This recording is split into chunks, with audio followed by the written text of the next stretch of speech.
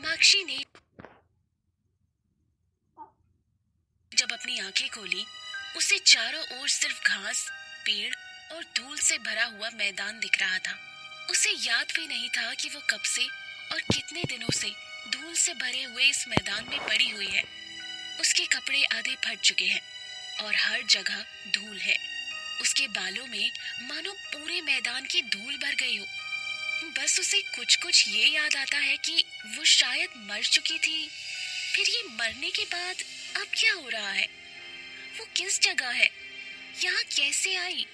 और इसी बीच अचानक उसे बिल्ली की म्याऊ म्याऊ की आवाज सुनाई देती है। उसको ये सब कुछ समझ ही नहीं आ रहा होता है कि इस सुनसान मैदान में बिल्ली की आवाज कैसे?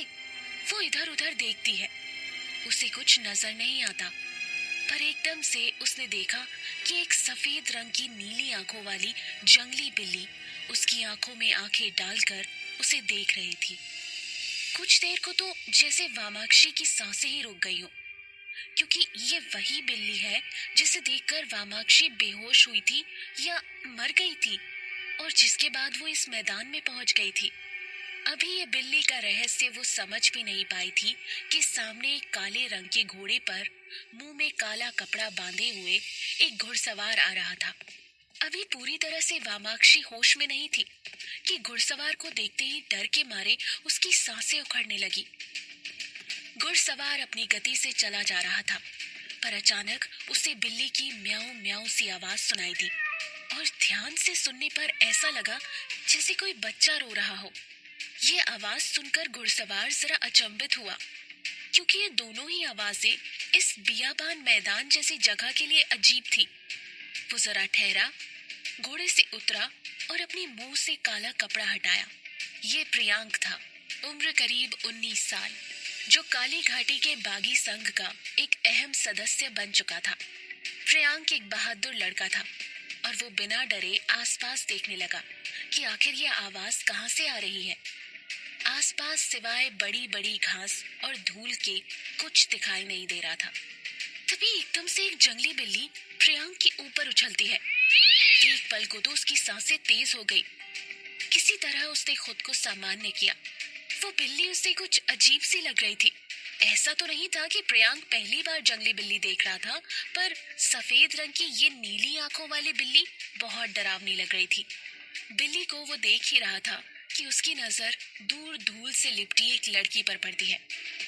वो कुछ संभलकर उस लड़की की तरफ बढ़ता है। प्रियांक पहले भी बड़े बड़े संकट झेल चुका था, पर इस तरह की अजीब घटनाएं उसके साथ पहले कभी नहीं हुई थी। वो उस लड़की के करीब पहुंचता है। वो लड़की पीठ के सहारे पड़ी थी। सबसे पहले प्रियांक उसके हाथ देखता है। धूल से लिपटे हुए भी वामाक्षी के हाथ बहुत खूबसूरत लग रहे थे। उसके सुंदर हाथ देखकर प्रियांक उसका चेहरा देखने के लिए कुछ बेताब सा हो गया।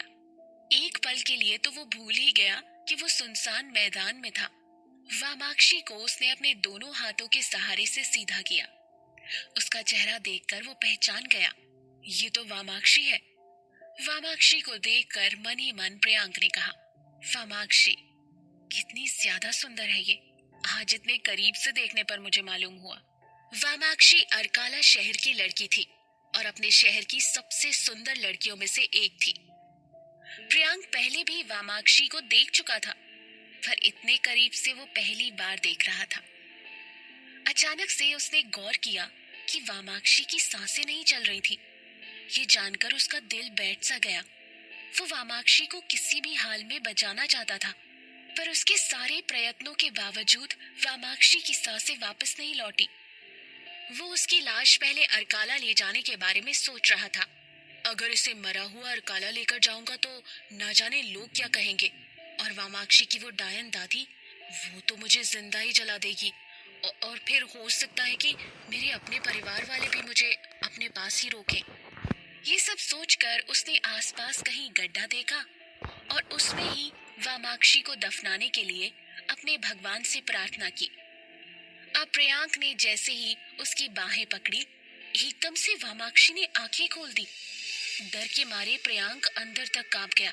उसने जोर से गुस्से में चिल्लाकर कहा, तू लड़की है या भूत? वामाक्षी ने अपने शरीर से धूल को झाड़कर जैसे ही प्रियांक की तरफ देखा, तुम यहाँ कैसे? तुम जिंदा हो? तुम तो मर गए थे।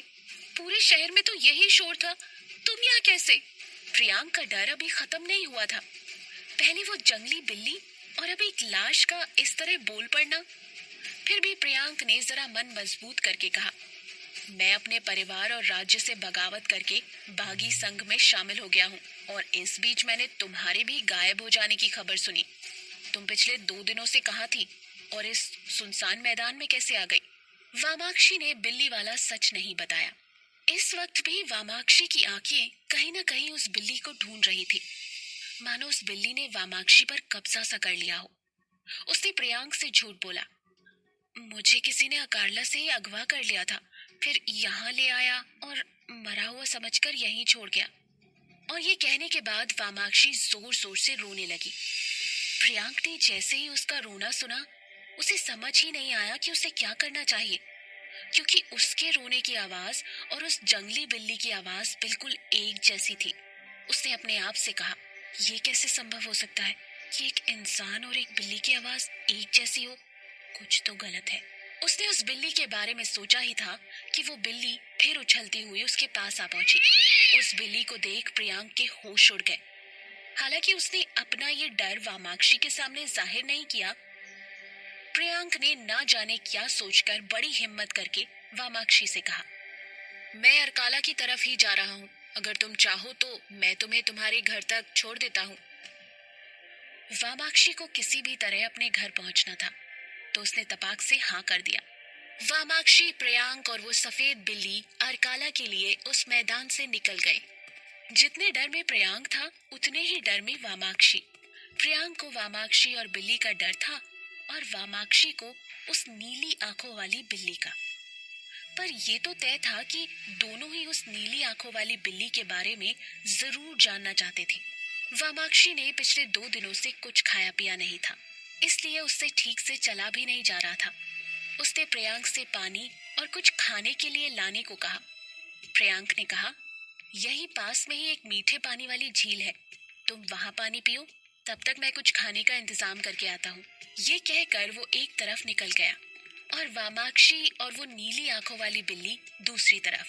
प्रियांक ने जहाँ बताया था, ठीक वहीं वो मीठे पानी वाली झील थी। वो झील कुछ अजीब सी लग रही थी।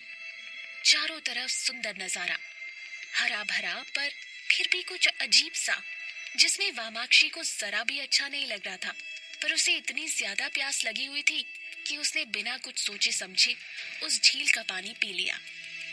उस झील का पानी पीते ही उसकी आंखें धीरे धीरे बंद होने लगी और जब उसकी आंखें खुली तो उसने अपने आप को एक अजीबोगरीब जगह पर पाया। उसकी आंखों के सामने बस नीली आंखों वाली सफेद बिल्लियां घूम रही थी। वामाक्षी के अंदर इतनी भी ताकत नहीं बची थी कि वो ये सोच सके या पूछ सके कि ये सब क्या चल रहा है। अचानक एक बिल्ली उसकी आंखों के सामने आकर रुकी। वामाक्षी डरी हुई सी उसे देख रही थी। उसने गौर किया कि ये बिल्लियां आपस में बात कर रही हैं। ये देखकर उसका सिर चकरा गया।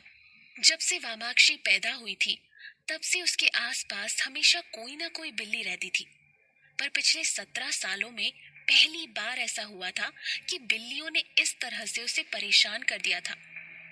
आखिर क्यों बचपन से बिल्लियां उसका पीछा करती थी, और खासकर सफेद बिल्लियां। उसके घर वालों ने भी कभी इस बारे में कोई बात नहीं की। ये रहस्य शायद अब खुद वामाक्षी ही पता कर पाएगी। ये सोचते सोचते वो अपने आप में ही बड़बड़ाने लगी, पता नहीं कहाँ आकर फंस गई हूँ। ये बिल्लियां पता नहीं कब मेरा पीछा छोड़ेंगी। हम तुम्हारा पीछा नहीं कर रहे हैं, हम तुम्हें हर जगह निगरानी में रखते हैं ताकि कोई तुम्हें नुकसान न पहुंचा सके। वामाक्षी ने आज पहली बार किसी बिल्ली की जबान से शब्द सुने थे।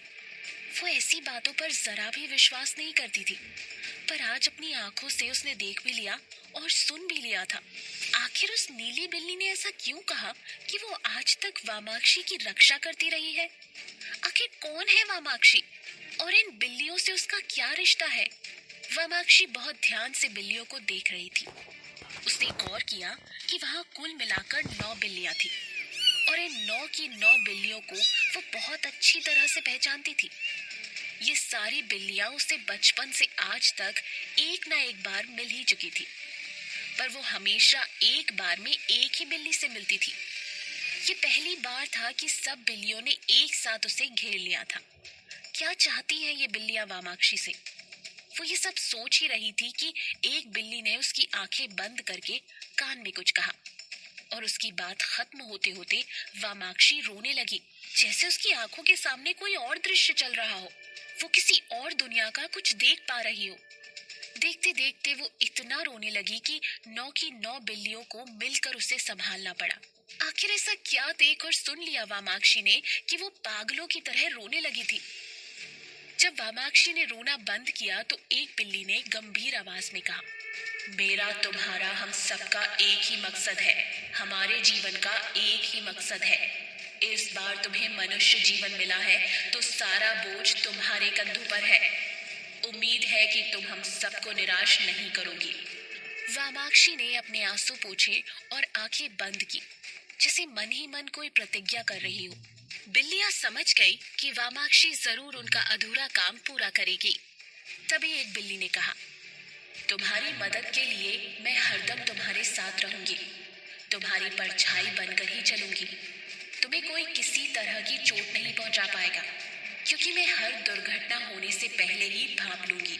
वामाक्षी को विदा करने से पहले उसे सबने प्यार से खाना खिलाया और फिर वामाक्षी और उस सफेद बिल्ली को अरकाला के लिए विदा किया। जब वामाक्षी को होश आया तो प्रियांक उसे बहुत गौर से निहार रहा था। वो बहुत ज्यादा परेशान हो गया कि आखिर वामाक्षी को बार बार क्या हो जाता है, और वामाक्षी के साथ वो सफेद जंगली बिल्ली भी बेहोश हो गई थी। क्या संबंध है इन दोनों में आखिर? वामाक्षी ने उठते ही अपने आप को ठीक किया और सबसे पहले उस नीली आंखों वाली सफेद बिल्ली को देखा। उस बिल्ली को सही सलामत पाकर वामाक्षी जरा सामान्य हुई। प्रियांक ने उससे तुरंत ही पूछा, ये तुम्हें बार बार क्या हो जाता है, और इस बिल्ली को भी? मुझे तो कुछ गड़बड़ लग रहा है। वैसे भी अब शाम हो चली है, शाम को न जाने कैसी कैसी हवाएं चलती हैं इस तरफ। तुम्हारी तबीयत तो ठीक है ना? वामाक्षी ने उसकी तरफ तिरछी नजरों से देखा और बड़े ही गंभीर आवाज में उत्तर दिया, हाँ मैं ठीक हूँ। क्या हुआ था तुम्हें अभी? तुम बहुत जोर जोर से क्यों रो रही थी? मैंने कहा था ना मैं एकदम ठीक हूँ, और हमें जल्द से जल्द अरकाला पहुंच जाना चाहिए। वामाक्षी की ऐसी आवाज सुनकर प्रियांक थोड़ा डर सा गया, क्योंकि ये वामाक्षी की आवाज नहीं लग रही थी। वामाक्षी के हाव भाव भी बदले से लग रहे थे। उसकी आंखों में एक अलग तरह का विश्वास भरा हुआ था, मानो उसे उसके जीवन का उद्देश्य मिल गया हो। प्रियांक को सब बहुत अजीब लग रहा था। अब वो बुरी तरह से फंस चुका था। उसे उन दोनों को अब अरकाला छोड़ना ही पड़ेगा। ऐसे बीच रास्ते में अकेली लड़की को छोड़ना भी ठीक नहीं, भले ही वो किसी भी तरह का व्यवहार करे। आखिरकार है तो वो उसके अपने शहर की। प्रियांक ने मन ही मन ठान लिया कि अब जो भी होगा देखा जाएगा। ये सोचकर वो उन दोनों को साथ लेकर अरकाला के लिए निकल पड़ा। वामाक्षी ने उस बिल्ली को अपनी गोद में उठाया हुआ था और वो उसे बहुत प्यार से पुचकार रही थी। उन दोनों को देख ऐसा लग रहा था जैसे वो न जाने कितने समय से एक दूसरे को जानते हो। ये सब देख प्रियांक को बहुत अजीब लग रहा था, क्योंकि मैदान से लौटते वक्त वामाक्षी बिल्ली को बहुत ज्यादा गुस्से से देख रही थी, और अब अचानक इतना प्यार। प्रियांक खुद से ही कहने लगा, झील के पानी में कुछ तो था जो वामाक्षी में इतना बदलाव आ गया। आखिर असल में कौन है ये दोनों? कोई जंगली बिल्ली इस तरह पालतू बनकर कैसे रह सकती है, और मुझे क्यों मिली है ये दोनों? ये सब सोचकर प्रियांक का सर फटा जा रहा था। अंधेरा हो चला था और वो तीनों अरकाला की सीमा के पास पहुंच रहे थे। जैसे जैसे अंधेरा बढ़ रहा था वैसे वैसे प्रियांक का डर भी। शाम की धुंध में बिल्ली मिमियाने लगी। वो आवाज सुनने में इतनी डरावनी थी कि बहादुर से बहादुर आदमी भी डर के मारे सहम जाए। फिर प्रियांक तो मात्र 19 साल का लड़का था। प्रियांक घोड़े के साथ आगे आगे और वामाक्षी सफेद बिल्ली के साथ पीछे पीछे।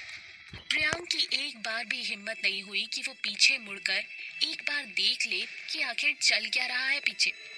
जैसे जैसे शाम काली हो रही थी वैसे वैसे बिल्ली का रोना तेज हो रहा था।